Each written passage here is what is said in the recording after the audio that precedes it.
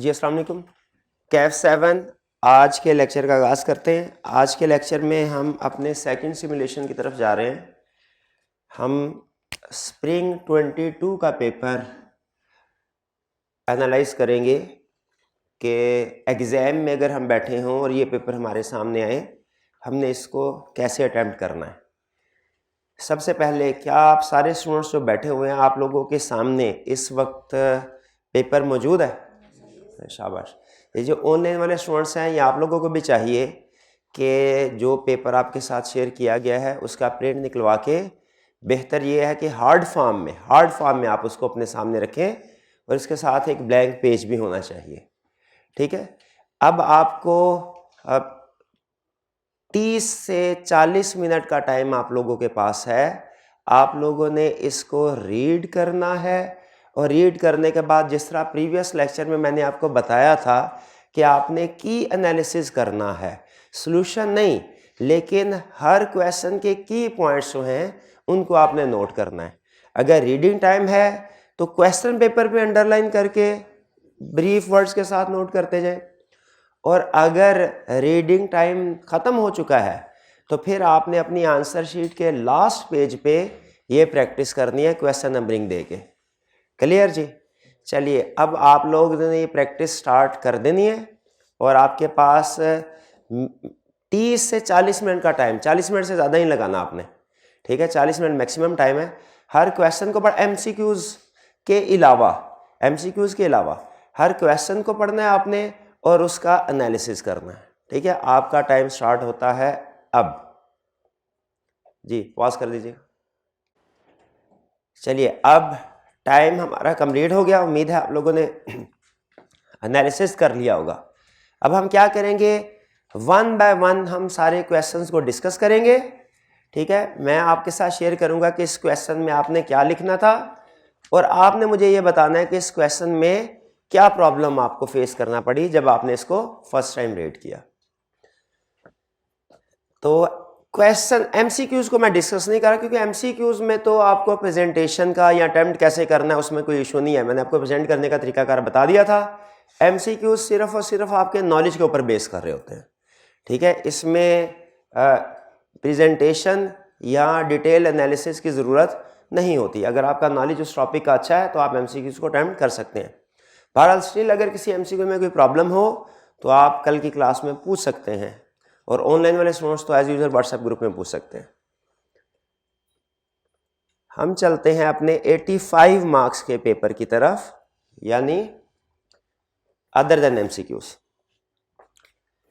सबसे पहले crimson limited question 2, वो हमसे रिक्वायरमेंट में पूछ रहा है। आपको पता है, पहले रिक्वायरमेंट पढ़ते हैं। Impact of board of directors plan on the authorised and paid up share capital. कह रहा है जो बोर्ड ऑफ डायरेक्टर्स ने प्लान शेयर किया है उसका इंपैक्ट बताइए पेड अप कैपिटल और share capital, authorised share capital पे क्या होगा। और फिर सेकंड पे procedure to be followed for implementation of the said plan. मुझे ये चीज बता दीजिए, प्रोसीजर्स उसने ये रिक्वायरमेंट प्रोसीजर वाली गोल से पढ़े, क्या उसने ये बताया कि प्रोसीजर जो कंपनी फॉलो करेगी वो बताएं? जनरल, इसका मतलब है इस प्रोसीजर में जो जो पार्टीज भी इन्वॉल्व होंगी हमने उनको कवर करना है। ये चीज ध्यान में रखिएगा, क्योंकि इसमें में भी जब आप इस तरह के क्वेश्चन का सलूशन देखें तो आपको लगे सलूशन में तो बहुत ज्यादा चीजें लिखी हुई हैं। वो क्यों लगेगा? क्योंकि आपने सिर्फ हो सकता है कंपनी के पॉइंट ऑफ व्यू से लिखा हो। अक्सर जो स्टूडेंट्स क्वेश्चन को पढ़ते हैं और सिर्फ कंपनी के पॉइंट ऑफ व्यू से प्रोसीजर लिख देते हैं, वो जब सोल्यूशन देखते हैं तो उन्हें यही प्रॉब्लम होती है। वैसे सोल्यूशन तो बहुत ज्यादा था, उसमें तो दूसरी पार्टीज का भी जिक्र किया था। वो इसलिए कि क्वेश्चन में उसने जब स्पेसिफाई नहीं किया कंपनी को, तो हमने प्रोसीजर में हर प्रोसीजर बताना है। अच्छा, इसमें आपको पढ़ लिया होगा। पहली चीज आपने नोट करनी है अनलिस्टेड कंपनी। अनलिस्टेड को अंडरलाइन करें। मे भी इसका क्वेश्चन में इंपैक्ट हो, मे भी ना हो, लेकिन आपने ये आदत बना लेनी है टाइप ऑफ कंपनी को और क्वेश्चन में जो रिलेशंस होते हैं उनको अंडरलाइन जरूर किया करना। With the following authorised and paid up capital, दो क्लासेस दी। क्या ऑर्डिनरी शेयर्स की डिफरेंट क्लासेस हो सकती हैं? बिल्कुल, हमने स्टडी किया, हो सकते हैं।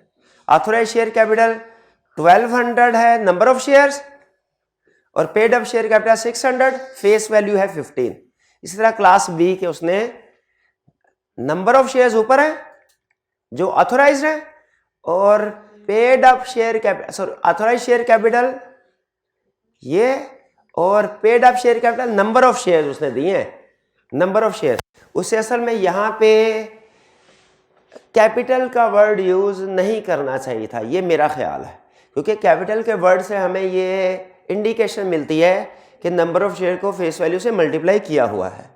लेकिन याद रखिए उसने क्लियरली बता दिया ये नंबर ऑफ शेयर है, तो हमें क्लियर इंफॉर्मेशन मिल गई, कंफ्यूजन नहीं रहनी चाहिए। ये नंबर ऑफ शेयर्स है, authorise, issued, face value, authorise, issued and paid up, face value. क्या क्या रहा है, 3 डिसीजन उसने दिए हैं। Cancel the authorise share capital of class B by 350 million shares.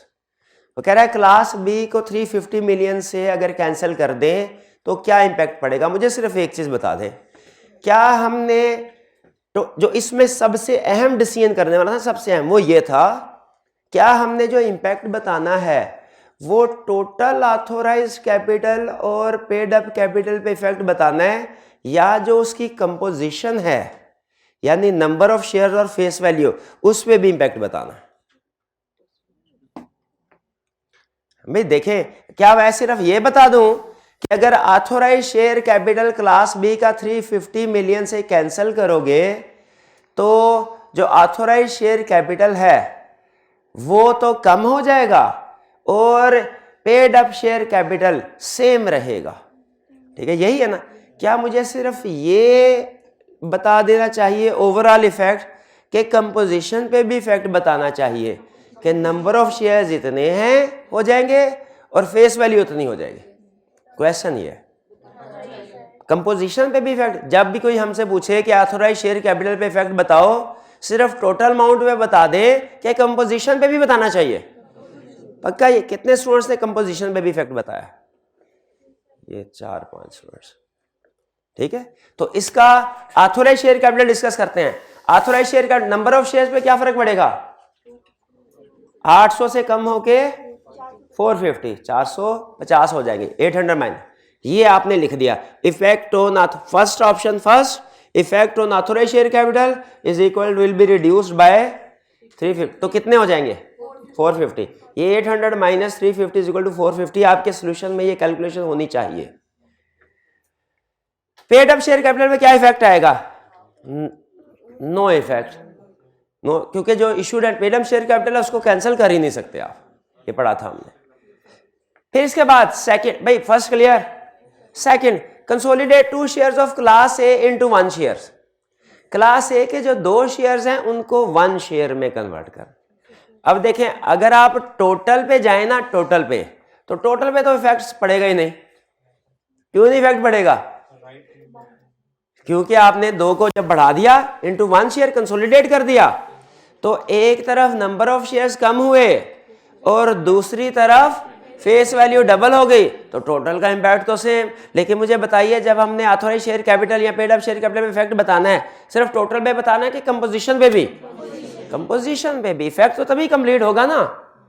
तो इसका कंपोजिशन पे क्या? अब देखें, एक क्लास का शेयर है, कंसोलिडेट किया है, तो ऑथोराइज शेयर कैपिटल कितना हो जाएगा? 600। लेकिन कैलकुलेशन शो करवानी है, 1200 डिवाइडेड बाय 2 कंसोलिडेट हुआ, कैलकुलेशन शो करवानी है, 1200 divided by 2। Paid up share capital कितना हो जाएगा? 300, कैलकुलेशन शो करवानी है, 600 डिवाइडेड बाय 2। और फेस वैल्यू पे क्या फर्क पड़ेगा? डबल हो जाएगी, कैलकुलेशन शो करवानी है, 15 मल्टीप्लाइड बाय 2। भाई क्लियर हुई है बात? भाई इफेक्ट तो कॉमन सेंस तभी होगा ना जब कंपोजिशन भी डिस्कस होगी। Subdivide 1 share of class B into 2 shares having equal face value.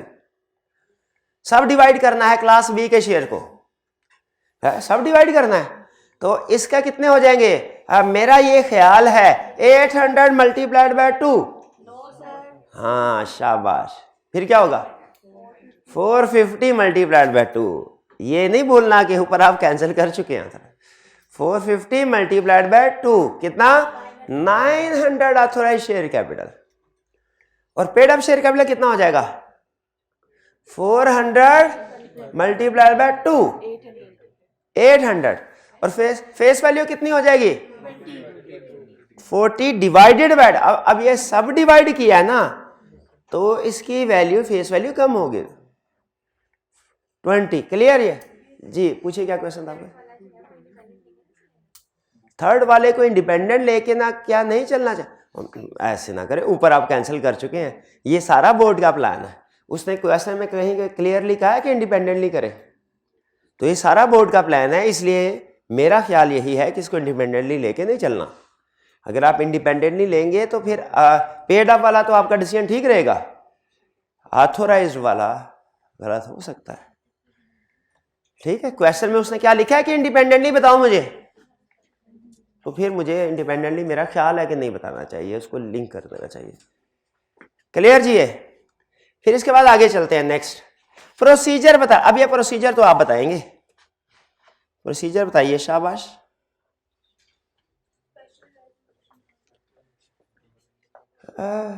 Special resolution pass करनी है, खत्म कहानी, यही कहा। तो सारे स्टेप्स लिखने हैं, कहानी शुरू कहां से करनी है? कहानी स्पेशल रेजोल्यूशन से शुरू नहीं करनी, कहानी आर्ट उससे भी पहले नोटिस ऑफ जनरल मीटिंग से शुरू करनी है। ना ना ना, कैसे पता चला नोटिस ऑफ जनरल मीटिंग से शुरू करनी है? सारे प्रोसीजर बताओ, सारे, सिर्फ कंडीशन ना बताओ। प्रोसीजर में और कंडीशन में फर्क है, लिखे, प्रोसीजर्स में और कंडीशन में उतना ही फर्क है जितना पास और फेल में। लिख लें भाई, लिख लें। कंडीशन तो वही दो है ना, स्पेशल रेजोल्यूशन है और रजिस्ट्रार को 15 दिन, ठीक है। लेकिन प्रोसीजर में सारा स्टेप्स आपने स्टार्ट से, इनिशिएट कहां से होगा? बल्कि मेरे तो दिल में ये आ रहा था मैं बोर्ड ऑफ डायरेक्टर की मीटिंग से इनिशिएट करूं, कि बोर्ड ऑफ डायरेक्टर पहले अपनी मीटिंग में ये फैसला करेंगे, लेकिन वो फैसला कर चुके हैं।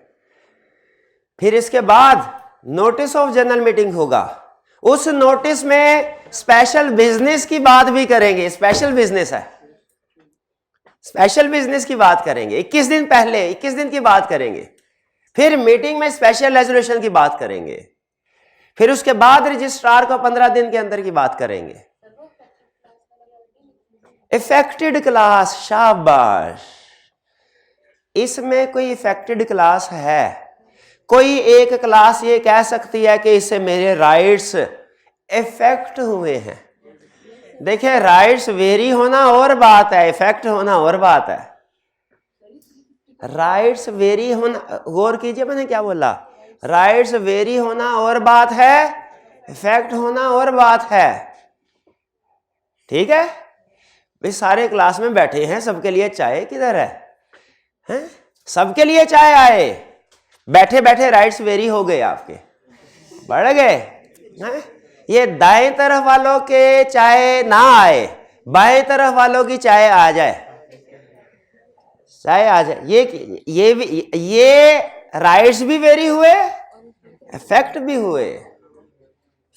हर वेरिएशन पे कोई क्लास अफेक्टेड हो लाजमी नहीं, हर क्लास के राइट्स डबल कर दो, सारी खुश। राइट्स वेरी हुए, इफेक्ट नहीं हुए।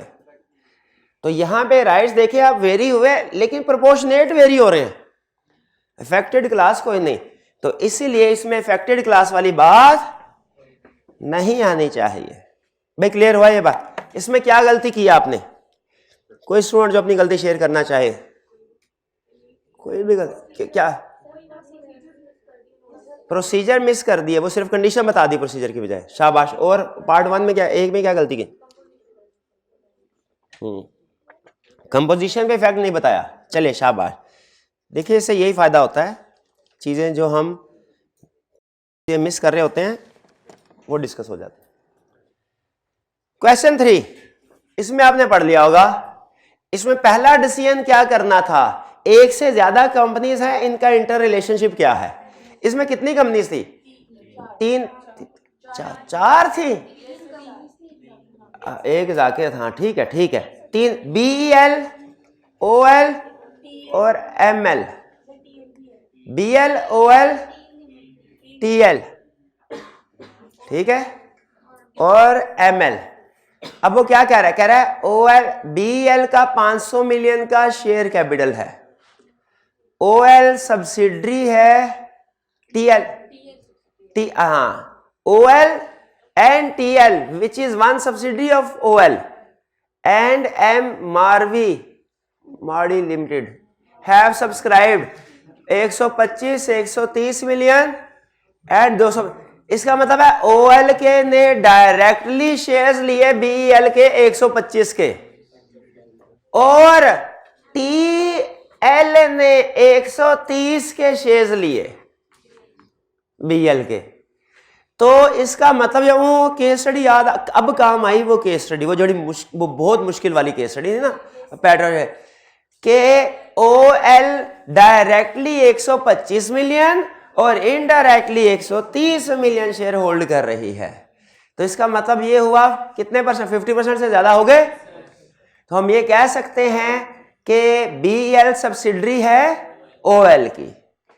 ये बात समझ आ रही है भाई, बात समझ आ रही। चलिए, तो ये तो सब्सिडरी हो गई OL और BEL, और फिर OL और TL ये भी होल्डिंग सब्सिडरी है।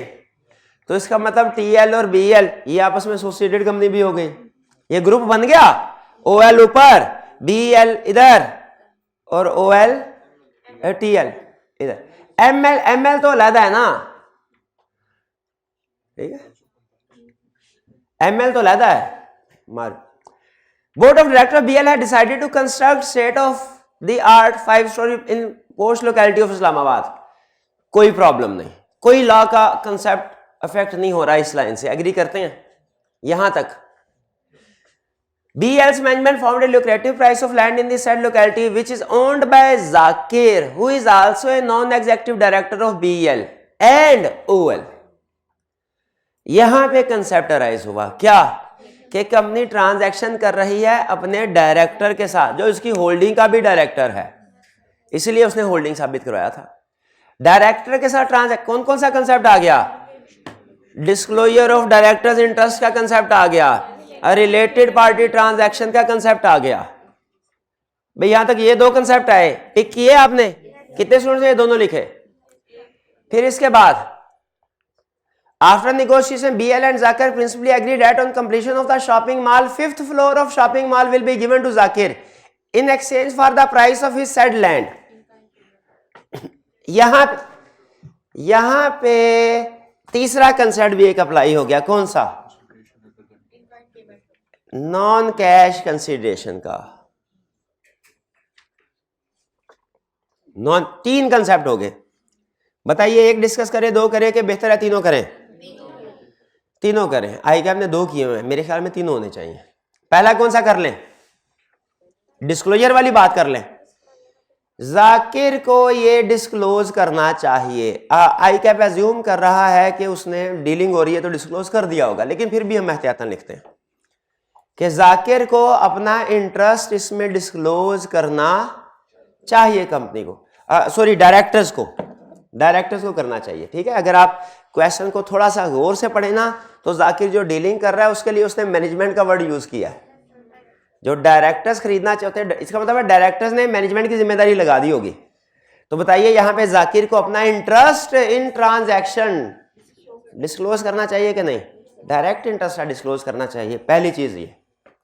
और फिर वो मीटिंग में पार्टिसिपेट नहीं करेगा, इसको ब्रीफली डिस्कस करते हैं। एक कंसेप्ट लैदा हो गया। दूसरा रिलेटेड पार्टी ट्रांजैक्शन है, इसकी वजह से क्या डिस्कस होना चाहिए, रिलेटेड पार्टी के ये बोर्ड की अप्रूवल के बाद ही होगा, ठीक है, in accordance with policies of approved by board.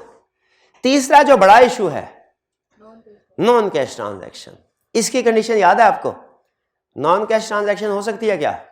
अच्छा मैं पहले देख लूं कंडीशन पूछ रहा है कि प्रोसीजर पूछ रहा है, क्योंकि अगर प्रोसीजर पूछ रहा हुआ ना तो फिर वो मुझे सारा वो मीटिंग का बताना पड़ेगा कि मीटिंग कंडीशन पूछ रहा है, बिल्कुल ठीक है। फिर तो इसका मतलब है इसके लिए क्या कंडीशन की जरूरत होगी, रेजोल्यूशन की जरूरत है। जब नॉन कैश ट्रांजैक्शन हो डायरेक्टर के साथ, किस अप्रूवल की जरूरत है, बोर्ड अप्रूवल की या जनरल मीटिंग की अप्रूवल की? नहीं खा गए हमारा। बोर्ड मीटिंग की अप्रूवल या जनरल मीटिंग की? जनरल मीटिंग की अप्रूवल, ठीक है। और अब अगर मैं आपसे पूछूं कि ऑर्डिनरी के स्पेशल, फिर कंफ्यूज हो जाएंगे आप। कौन सी रेजोल्यूशन, स्पेशल रेजोल्यूशन या ऑर्डिनरी रेजोल्यूशन? मेरा ख्याल है ऑर्डिनरी से भी काम चलेगा।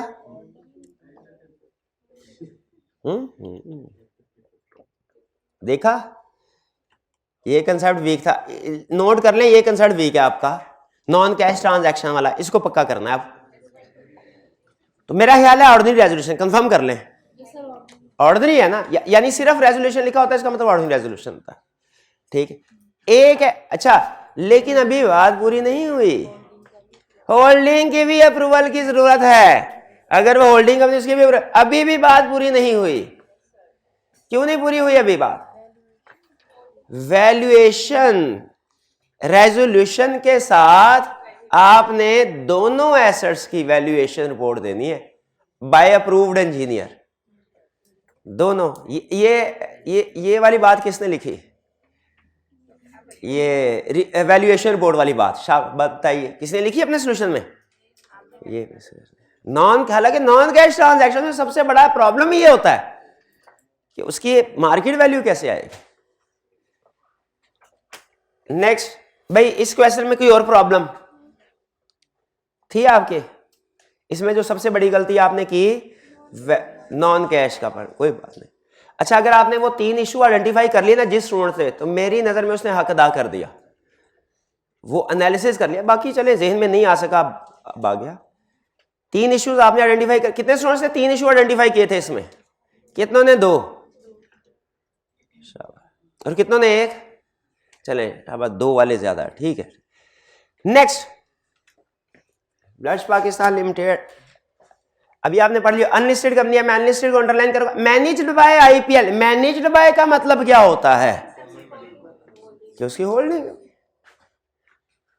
आईपीएल बीपीएल को मैनेज कर रही है। फिर कह रहा है in order to meet its future raw material requirement, BPL is considering to grant an interest free loan for a period of 2 years to its sole supplier JPL.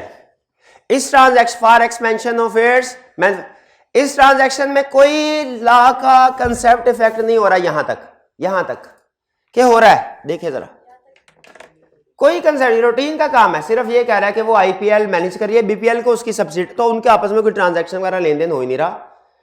कहानी में ट्विस्ट कहां से आया? सिर्फ एक सेंटेंस से, JPL is also managed by IPL. Question में इसी के ऊपर आपने फोकस रखना है। इसका मतलब है आईपीएल भी जेपीएल की सब्सिडी, तो जेपीएल और बीपीएल क्या हो गई? एसोसिएट। तो क्या कर रहा है वो? Grant and interest free loan. तो वो क्या कर रहा है? इन्वेस्टमेंट कर रहा है। शाबाश। अच्छा, यहां पे अगर grant and interest free loan की बजाय लिखता कि परचेज सेल का एग्रीमेंट हो रहा है, फिर शाबाश, फिर ये इन्वेस्टमेंट इन एसोसिएटेड कंपनी का कंसेप्ट ना आता, रिलेटेड पार्टी का। क्योंकि इन्वेस्टमेंट में सिर्फ वो 2-3 चीजें कवर करता है, कहता है लोन है, इक्विटी है, और ऐसा एडवांस वगैरह है जो रूटीन से हट के दिया गया हो, नॉर्मल ट्रेड क्रेडिट ना हो। चले अब इन्वेस्टमेंट एसोसिएटेड कंपनी पहचान गए आप? कह रहा है रिक्वायरमेंट पढ़ लूं, discuss the provisions of company that are required to be complied with by BPL with respect to the above loan. Provisions discuss करो जो के पूरी करनी है। इसका मतलब है इस कंसेप्ट से रिलेटेड सारी प्रोविजन डिस्कस कर लेंगे। पहले तो हम स्टार्ट में ये बताएंगे, साबित करेंगे दोनों एसोसिएटेड कंपनीज है। पहले तो ये साबित करना है, फिर उसके बाद कंडीशन बतानी है। कितने स्टूडेंट्स ने कंडीशंस लोन वाली नहीं बताई? कितने से? इतना नहीं, यानी कि मेंशन नहीं की कि लोन वाली भी करनी है। कंडीशन तो कंप्लीट सॉल्यूशन में, अभी तो एनालिसिस में सिर्फ इतना तो लिख देंगे ना एनालिसिस में कि ये एक एसोसिएटेड इधर इन्वेस्टमेंट प्लस लोन, यानी आपने लोन वाली बात को पिक कर लिया कि इस क्वेश्चन में लोन वाली कंडीशंस भी आएंगी। बस ठीक है। इसमें सबसे अहम चीज यही थी कि लोन वाली कंडीशन लिखनी है। क्या सब्सिक्वेंट चेंज वाली बात लिखेंगे कि अगर सब्सिक्वेंट चेंज होना है तो वो भी स्पेशल रेजोल्यूशन बिल्कुल लिख देनी चाहिए मेरे ख्याल में। नेक्स्ट, इसमें कोई प्रॉब्लम तो नहीं, ये समझ आ गया था आपको? इन्वेस्टमेंट इन एसोसिएटेड कंपनी वाला कंसेप्ट है और लोन वाली बात है। 5A, under the provisions of manner of selection of independent director. Independent director की सिलेक्शन कैसे होती है?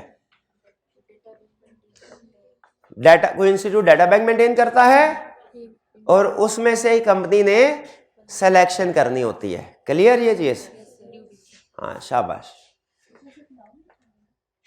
ये इसमें ये बात लिखेंगे कि आपने जो सिलेक्शन करनी है कंपनी ने वो डाटा बैंक से करनी है और ये डाटा बैंक मेंटेन कर रहा होगा कोई इंस्टीट्यूट जिसको कमीशन ने ऑथोराइज किया है।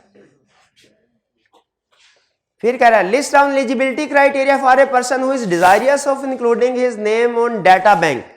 अच्छा, इसमें मेन क्वेश्चन मेरा कह रहा है एलिजिबिलिटी क्राइटेरिया बताओ जो पर्सन अपना नाम डाटा बैंक में इंक्लूड करवाना चाहता है।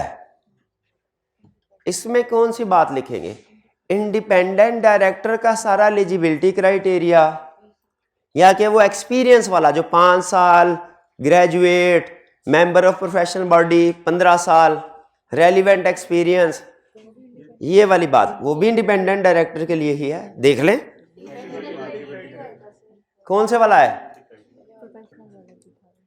प्रोफेशनल एक्सपीरियंस वाला आएगा या कि वो जो दूसरे वाला लिस्ट बना के था? हाँ, क्यों ये वाला क्यों आएगा? इंडिपेंडेंट डायरेक्टर लिस्ट वाला क्यों नहीं आएगा? हाँ, इंडिपेंडेंट वो पहले से ही है। अब असल में वो स्पेसिफिकली पूछ रहा है डाटा बैंक में इंक्लूड करने के लिए। क्या होगा? Second, state a responsible person who names has been included in data bank, जिसका नाम शामिल हो गया है और उसको ऑफर मिल गई है, उसने क्या करना है? उसकी जिम्मेदारी क्या है? एक, अपने इंश्योर करना है कि जो भी उसका डाटा बैंक में इंफॉर्मेशन है वो एक्यूरेट हो, अपडेटेड हो, और वो क्राइटेरिया मीट कर रहा हो क्वालिफिकेशन डिस्क्वालिफिकेशन का।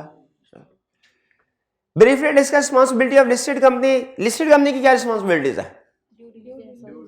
ड्यू डिलिजेंस इसने करवानी है, ठीक है। और इसने कोई एफिडेविट लेना होता है नॉन जुडिशियल स्टैम्प पे, ठीक। ये रिप्रोडक्शन का क्वेश्चन था तकरीबन। क्वेश्चन 6 स्टैट्यूटरी मीटिंग की बात कर रहा है। टाइम पीरियड, कितने स्टूडेंट्स ने सिर्फ टाइम पीरियड जहन में आया कि हमने लिख देना वो 6 मंथ और 9 मंथ वाली बात, और कितने स्टूडेंट्स के जहन में आया कि इसके साथ उसको क्वेश्चन के डेट भी मेंशन करनी है। सिर्फ पीरियड मेंशन करना है कि चूंकि स्पेसिफिक डेट्स लिखी हुई हैं, कैलकुलेट करके डेट भी बतानी है, डेट भी बतानी है। शाबाश। तो आपको पता ही है ना स्टैट्यूटरी मीटिंग की क्या है?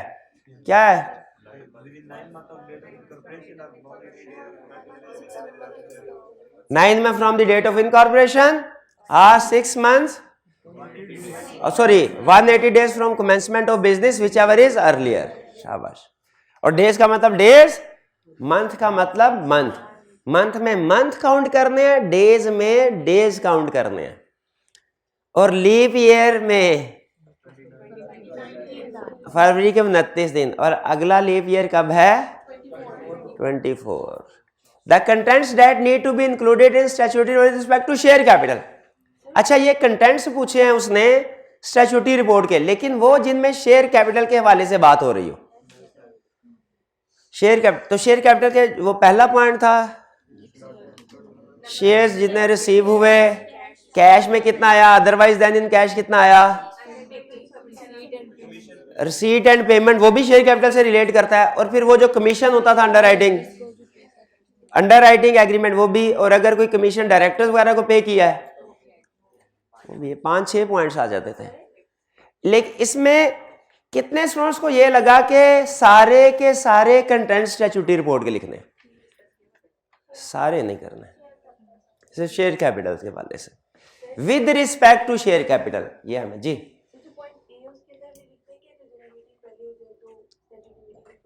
क्या पॉइंट ए में ये लिखना है कि अगर जनरल मीटिंग पहले हो जाए तो स्टैट्यूटरी मीटिंग रिक्वायर्ड नहीं है। मैं देख लूं अगर अलहदा से आगे किसी पॉइंट में रिक्वायर्ड नहीं है तो फिर मैं इसमें लिख सकता हूं, लेकिन ये सी में रिक्वायर्ड है इसलिए ऊपर। Can VL avoid holding of the statutory meeting due to any reason including production issues faced by VL. Production issues की वजह से स्टैट्यूटरी मीटिंग को अवॉइड नहीं किया जा सकता। हाँ, एक रीजन की वजह से किया जा सकता है, क्या? एजीएम पहले हो जाए स्टैट्यूटरी मीटिंग से। हो सकती है ना? एजीएम का पीरियड याद है? फर्स्ट एजीएम का, शाबाश, with in 60 months from incorporate. 7 under the provisions of company identify responsibility person appointed by of official liquidator of a public. अच्छा, ये उसने क्वेश्चन को ना स्पेसिफिक नहीं रखा पूरे चैप्टर में से, उसने कहा ऑफिशियल लिक्विडेटर की रिस्पांसिबिलिटी बताओ, तो इसका मतलब रिस्पांसिबिलिटी किसी खास बात की नहीं, जो रिस्पांसिबिलिटी आपके जहन में आ रही है ऑफिशियल लिक्विडेटर की होती है। अब मेरे जहन में अब देखिए, मेरा भी हिसाब का ही कंसेप्ट है, तो मेरे जहन में भी आ रही है, रैंडमली आ रही होगी, मैं आपके साथ शेयर कर, आपके जहन में कोई है वो भी बता दीजिएगा। मेरे जहन में जो सबसे बड़ी ऑफिशियल लिक्विडेटर की रिस्पांसिबिलिटी आ रही है ना, एक तो उसने जब अपॉइंटमेंट होगी ना, तो मेरा ख्याल शायद 7 दिन है, उसके अंदर उसने डिक्लेरेशन देनी है कोई कंफ्लिक्ट इंडिपेंडेंस या कंफ्लिक्ट ऑफ इंटरेस्ट हो। जो दूसरी मेरे जहन में सबसे बड़ी इसकी रिस्पांसिबिलिटी आ रही है, इसने वाइंडिंग अप ऑर्डर के बाद 60 दिन है, शायद 60 है 45, 60 दिन के अंदर अंदर अपनी रिपोर्ट देनी है कोर्ट को, और फिर उसके बाद रजिस्ट्रार को भी। ये तीसरी रिस्पांसिबिलिटी होगी। और रिस्पांसिबिलिटी क्या है कि अगर एक से ज्यादा ऑफिशियल लिक्विडेटर हैं तो आपस में झगड़ा ना करें, कोर्ट के ऑर्डर के ऊपर अमल करें। 4 हो गई। और सिक्योरिटी अगर कोर्ट ने कही है, 5वीं जिम्मेदारी ये भी है। और कोई रिस्पांसिबिलिटी आ रही है दिन? रिजाइन नहीं करेगा पहले, और अगर रिजाइन करेगा भी पर्सनल डिसेबिलिटी की वजह से, तो जब तक सक्सेसर नहीं आता कंटिन्यू करता रहेगा। ये तो 2 पॉइंट हो गए रिजाइन के। शाबाश शाबाश। कोड ऑफ कंडक्ट अगर कोई प्रोफेशनल्स का है उसको फॉलो करेगा। इस तरह का कोई मिलता जुलता पॉइंट था कोड ऑफ कंडक्ट, अच्छे कोड ऑफ कंडक्ट का मुजाहिरा करेगा। काफी हो गए मेरे ख्याल। हाँ, ये तो ये आपको समझ आ गया कि कितने स्टूडेंट्स को पता चल गया कि ये किसी स्पेसिफिक पॉइंट में से उसने नहीं पूछा, जनरल रिक्वायरमेंट है, तो हम हर चीज जो ऑफिशियल लिक्विडेटर की रिस्पांसिबिलिटी से रिलेट करती है बता देंगे। तो इससे आपने ये सीख रहे होंगे, जैसे मुझे इस क्वेश्चन को जब मैंने अटेम्प्ट किया तो मुझे ये सबसे बड़ी चीज जो मैंने इससे सीखी वो ये कि सम टाइम हम सोच रहे होते हैं कि वो क्वेश्चन का एक स्पेसिफिक पार्ट पूछ रहा है सिर्फ, हालांकि उसका क्वेश्चन कंप्रीहेंसिव होता है, उसमें और चीजें भी कवर हो रही होती हैं, क्योंकि रिक्वायरमेंट में वो जनरल रिक्वायरमेंट लिखता है, स्पेसिफिकली नहीं लिखता। जहां पे स्पेसिफिकली लिखे वहां पे स्पेसिफिकली, जहां पे जनरल वहां पे सारी बातें।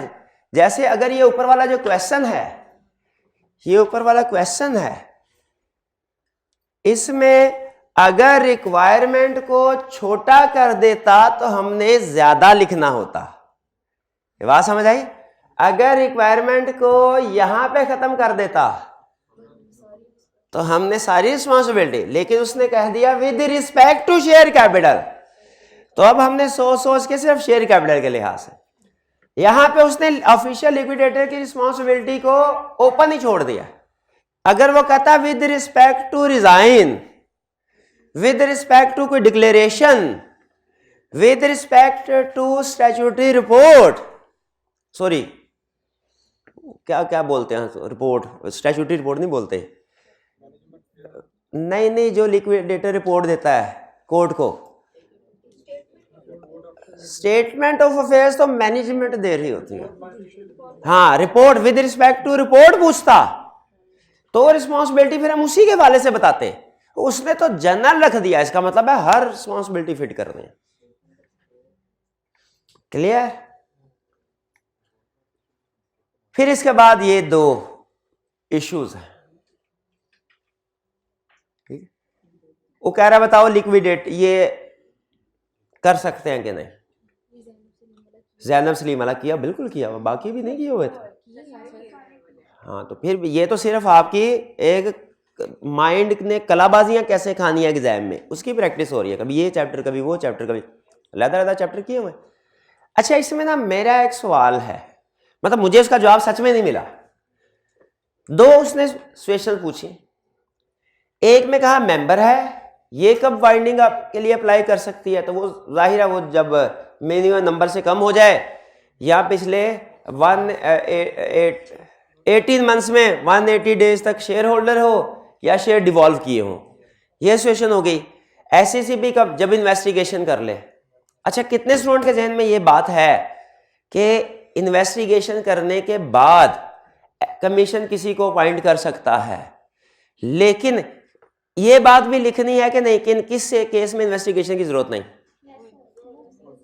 ये लिखनी चाहिए जब सोल बिजनेस हो, ये बात लिखनी भूलनी नहीं है। अच्छा, लेकिन ना कहीं पे वाइंडिंग अप की कंडीशन में ये भी पड़ा था कि जब वो 2 कंसेक्यूटिव फाइनेंशियल स्टेटमेंट्स फाइल ना करे तब भी वाइंडिंग अप हो सकती है, उसका कहीं पे इस्तेमाल नहीं आया। इस कंसेप्ट का क्या आया कहीं पे, युद्ध नोट किया आपने? हाँ, तो इसका कहीं पे यूज नहीं है। ये किस का एग्जांपल में था? वाइंडिंग अप बाय कोड में। ठीक है, वाइंडिंग अप कोड में कंडीशन थी ना, लेकिन इस कंडीशन का पूरे क्वेश्चन में कहीं पे इस्तेमाल नहीं है। अच्छा, इस क्वेश्चन के मार्क्स 5 ज्यादा क्यों है? क्योंकि इसमें एग्जाम्पल भी बतानी है कि किस इन्वेस्टिगेशन में क्या चीज साबित होनी है तो लाइसेंस कैंसिल होगा। ये मार्क्स हमें बता रहे हैं, एग्जाम्पल्स भी बताओ। 8, हाँ, ये क्वेश्चन, जिसने ये क्वेश्चन पिक कर लिया ना, उसने आज का सारा पेपर समझे उसमें पास। कह रहे red limited is listed on Pakistan stock exchange, क्या ऐसे इंफॉर्मेशन दे दी इत्तेफाक से? लिस्टेड बता रहा है, लिस्टेड है। The audit of RL financial statement 30 नवंबर था, जानबूझ के 30 नवंबर, हालांकि कभी कभार ही होता है 31 नंबर होता है, लेकिन उसने कहा आप लोगों ने रटा लगाया होगा, क्वार्टरली फाइनेंशियल स्टेटमेंट 31 मार्च की बनती है, तो इससे पहले पहले कोई हो जाए तो प्रॉब्लम नहीं है। तो वो आपका 31 मार्च का कंसेप्ट तोड़ने के लिए उसने 30 नंबर, आप कंफ्यूज हो जाए, 30 नवंबर दिया। Process will be conducted on 28 March, ठीक है, ऑडिट 28 मार्च को होगा। Management has informed that financial statement for quarter ended 28 February will be prepared to works after conclusion. अब इस क्वार्टर की फाइनेंशियल स्टेटमेंट जो कि दिसंबर, जनवरी और फरवरी है, कब होनी चाहिए? 30 मार्च तक, 29 मार्च, सॉरी 29 मार्च थी ना, कैलकुलेट के 30 मार्च थी, विद इन 30 डेज। चले 30 मार्च कर लें, 30 मार्च कर लें, कंसेप्ट असल में कुछ और प्रेस कर रहा है वो 30, लेकिन वो 30 मार्च वो कह रहा है वो तो उसके 2 हफ्ते, 28 के 2 हफ्ते बाद होगी, यानी अप्रैल में जाके। इसका मतलब क्वार्टरली फाइनेंशियल स्टेटमेंट्स डिले हो गई। चलिए, और एनुअल फाइनेंशियल स्टेटमेंट्स तो डिले नहीं हुई, वो कैसे हो गई? अगर वो होंगी तो फिर क्वार्टरली भी होंगी ना आगे, तो क्या एनुअल फाइनेंशियल स्टेटमेंट डिले हो रही है? हाँ, फाइनेंशियल स्टेटमेंट प्रेजेंट करनी होती है, ये तो सिर्फ कह रहे हैं ऑडिट कंप्लीट होगा। फाइनेंशियल स्टेटमेंट्स कब प्रेजेंट की जाएंगी एनुअल, इसकी बात ही नहीं कर रहा। वो कह रहे हैं ऑडिट वेरिफिकेशन कंप्लीट होगी, फाइनेंशियल स्टेटमेंट्स कब प्रेजेंट की जाएंगी, सेंड की जाएंगी, इसकी बात ही नहीं कर। वो डेफिनेटली इसके भी बाद में होगी। तो 120 दिन तो गए ना। कह रहा है रिक्वायरमेंट के ऊपर फोकस करवाना चाह रहा हूं। Under the premium company that advise all the statutory, ये बड़ा खतरनाक लफ्ज है ऑल, इसका मतलब है जो कुछ भी जानते हो इस बारे में सब कुछ लिख दो। ऑल द स्टैट्यूटरी कंप्लायंस, सबसे अहम लफ्ज, जो कुछ लीगल रिक्वायरमेंट्स है सारी बता दो। किसके हवाले से? To be made by RL in respect of foresaid financial statements financial statements annual के क्वार्टरली के दोनों, पक्का, including transmission dispatch requirement if any. तो हमने कहा जब आल तुमने बोल दिया तो हमें पता चल गया कि ट्रांसमिशन डिस्पैच वाली बातें भी करनी है। आल जो बोल दिया तो फाइनेंशियल स्टेटमेंट के हवाले से हो जाए शुरू। हर चीज जो आपको याद है, पहले एनुअल, क्या याद है आपको? उसकी ऑथेंटिकेशन की बात कर दी उन्होंने, शाबाश। बनानी कब है, टाइम पीरियड, शाबाश। और क्या लिखेंगे? अप्रूवल, प्रेजेंट कब करनी, और इसके साथ साथ अटैच क्या कुछ करना, नोटिस कब भेजना, मीटिंग में डिस्कस करनी कि नहीं करनी, मीटिंग के बाद किसी को, लिस्टेड कंपनी है तो मेंबर के अलावा कोर किसको भेजनी है जनरल मीटिंग से पहले, जनरल मीटिंग के बाद किसको भेजनी है, एक्सटेंशन की जरूरत पड़े तो वो किसके पास जाना है। असल में ये क्वेश्चन आसान है क्योंकि पूछ रहा है कुछ ना कुछ तो याद हो गई हमें। ऑल द रिक्वायरमेंट्स बता दो, ठीक है, ऑल द रिक्वायरमेंट, एक आधी स्किप भी होगी, कोई और भी है। डिस्पैच डिस्पूट भी बता दिया ना हमने, ट्रांसमिट करना है मेंबर्स को 21 दिन पहले, और फिर अपलोड भी कर देना वेबसाइट पे, और रेगुलर। सबसे अहम चीज, सबसे अहम चीज, ये चलें आपको एक सच्चा वाकया बताता हूँ। हमने टीए को मैंने भिजवाया है, तो वैसे थोड़ी सी बिस्ती, लेकिन फिर कोई बात। टीए को भिजवाया, मैंने कहा पाकिस्तान स्टॉक एक्सचेंज जाओ और उधर से एक कंपनी की एनुअल रिपोर्ट, फाइनेंशियल स्टेटमेंट्स लेके आओ जिसमें डायरेक्टर रिपोर्ट वगैरह भी हो। वो उधर गया और उधर जाके कहने लगा सर मुझे एनुअल रिपोर्ट दे दे। मैंने कहा आपको किसने भेजा? उन्होंने कहा हमारे टीचर ने। मैंने कहा टीचर ने 15 साल पहले से ये किया था। बड़ा हैरान, कहता आपको कैसे पता चला? कहता 15 साल हो गए हैं, अब फाइनेंशियल स्टेटमेंट फिजिकली नहीं इलेक्ट्रॉनिकली आती हैं, तो अपने टीचर से कहें इलेक्ट्रॉनिकली डाउनलोड करें। तो मुझे बताइए मेंबर्स को जो फाइनेंशियल स्टेटमेंट भेजनी है, मेंबर को इलेक्ट्रॉनिकली के फिजिकल हार्ड फॉर्म में के, दोनों ऑप्शन दोनों है और के साथ, चाहे फिजिकली चाहे इलेक्ट्रॉनिकली। और आपको तो ये पता होगा कि फिजिकली भिजवाने में कॉस्ट लगती है। आपको ये फिजिकली भी पेपर दिया जाता है ना, और इलेक्ट्रॉनिकली भी, किस पे पैसे ज्यादा लगते हैं? हम तो दोनों आपको दे रहे हैं कि चलें इधर नहीं आ सका कोई स्टूडेंट तो उधर से मिल जाए उसको, लेकिन अगर एक ही दोनों में से एक ऑप्शन और कास्ट के पॉइंट ऑफ व्यू से डिसीजन करते तो सिर्फ आपको इलेक्ट्रॉनिकली भेज दिए जाते हैं। अभी तो चूंकि हम चाहते हैं आप लिखें, इधर आके नोट करें, तो इसलिए तो फाइनेंशियल स्टेटमेंट जो भेजी जाएंगी फिजिकली इलेक्ट्रॉनिकली, और प्रैक्टिस क्या है, इलेक्ट्रॉनिकली भेजी जाती है कॉस्ट बचाने के लिए। भाई ये बात क्लियर आ गई। इसमें सबसे अहम चीज, छोटे छोटी चीजें शायद भूल गए हो, किसने एनुअल फाइनेंशियल स्टेटमेंट्स और क्वार्टरली दोनों को डिस्कस किया? शाबाश। ये देखें अभी 6 आधी से ज्यादा क्लास ने सिर्फ किसी एक को डिस्कस किया। कितनों ने सिर्फ एनुअल फाइनेंशियल स्टेटमेंट को डिस्कस किया और कितनों ने सिर्फ क्वार्टरली फाइनेंशियल स्टेटमेंट को? दोनों को करना था, दोनों को। रिक्वायरमेंट ही गलत पढ़ ली क्या गलत थी?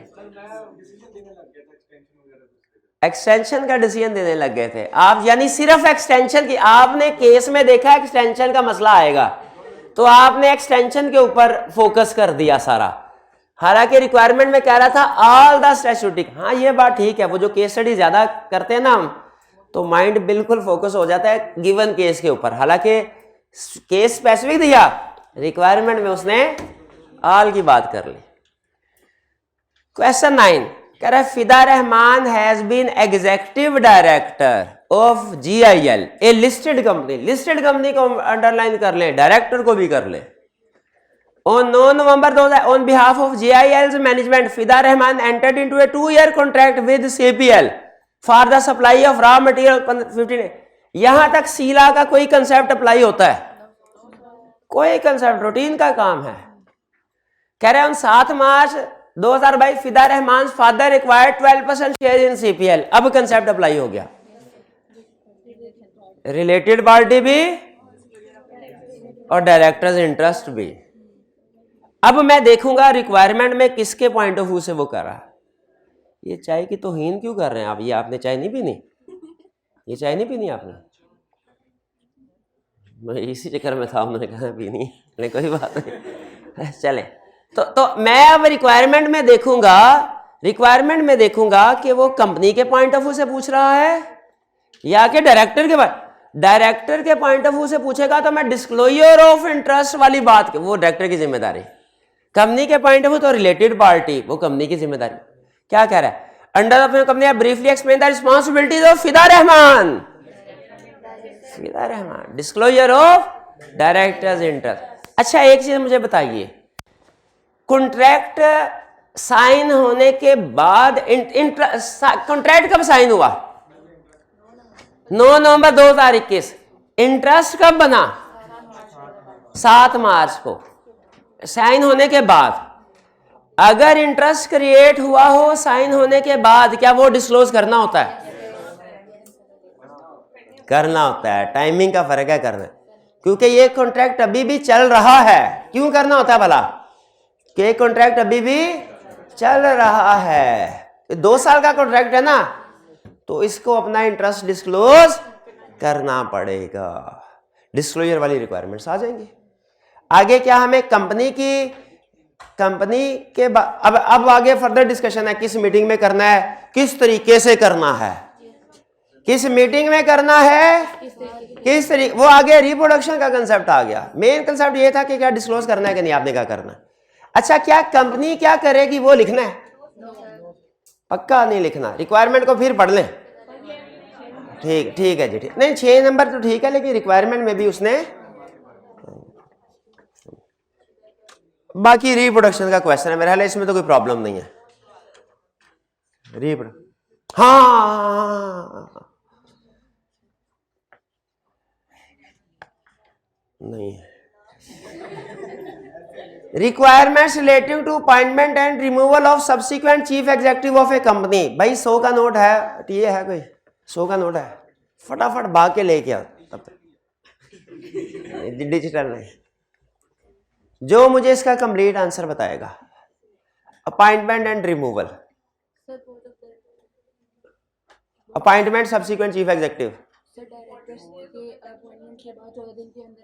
डायरेक्टर्स की appointment with in 14 days.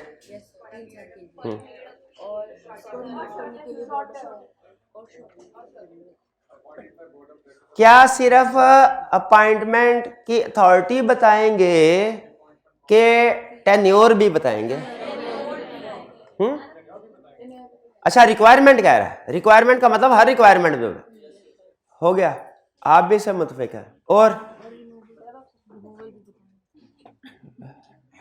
Removal भी बताएंगे, बता दिया, हार गए, खा गए मार। नहीं वो डायरेक्टर तो बन सकता, वो तो जाहिर है वाले। आपको जो रिवीजन करवाई थी आपने नहीं ना पढ़ी सही तरह, रिवीजन वाला पेज पढ़ा नहीं ना? पढ़ दे, कैसे पता चला? हाँ जी, गवर्नमेंट वाला पॉइंट भी था, अपॉइंटमेंट में भी और रिमूवल में भी। तो आइंदा जब कभी चीफ एग्जीक्यूटिव के बारे में नहीं अपने पास ही रखे, नहीं बता पाए, वो मैंने हिंट दे दिया, जब उसके बाद बताया, जब मैंने बताना शुरू कर दिया। नहीं अगर उनकी इंडिपेंडेंट थॉट थी वो बता दें, इंडिपेंडेंट थॉट थी, हम प्राइज देने को तैयार है, हमें आप पे पूरा एतबार है। इंडिपेंडेंट थॉट थी मेरी बात के बाद आप, हाँ तो चले 50 दे दे, 50 का एप्रिसिएशन के लिए 50 रुपीज आधे हमने रख लिए।